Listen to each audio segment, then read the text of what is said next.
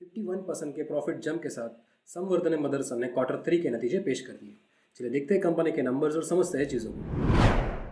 पिछले क्वार्टर में कंपनी का जो रेवेन्यू जनरेट हुआ था ऑपरेशंस में से वो था 27,811 करोड़ का, और पिछले साल 25,643 करोड़ का रेवेन्यू जनरेट किया था ऑपरेशंस में से, और इस क्वार्टर के अंदर 27,665 करोड़ का रेवेन्यू जनरेट हुआ है।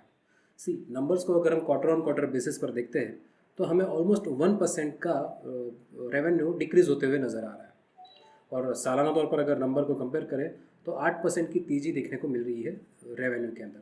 चलिए देखते हैं कंपनी का एक्सपेंस क्या कह रहे हैं। पिछले क्वार्टर में कंपनी का एक्सपेंस था 27,000 करोड़ का, और पिछले साल 24,910 करोड़ का यहाँ पे कंपनी को एक्सपेंस लगा था, जबकि इस क्वार्टर के अंदर जो एक्सपेंस हुआ है वो 26,558 करोड़ का नेट एक्सपेंस कंपनी को लगा है।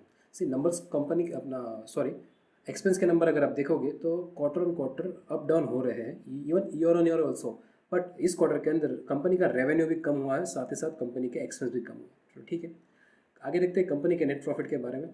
पिछले क्वार्टर के अंदर कंपनी का नेट प्रॉफिट था 948 करोड़ का, और पिछले साल 633 करोड़ का नेट प्रॉफिट कंपनी ने जनरेट किया था, जबकि इस क्वार्टर के अंदर 984 करोड़ का नेट प्रॉफिट कंपनी ने जनरेट किया है।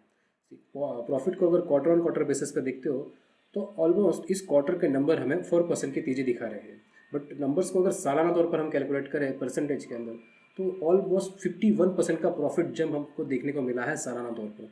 मतलब अगर बात करें नंबर्स की तो क्वार्टर ऑन क्वार्टर के बेसिस सालाना तौर पर कंपनी का ग्रोथ बहुत बढ़िया मान के चल सकते हैं। चलिए देख लेते हैं कंपनी की ईपीएस क्या करें।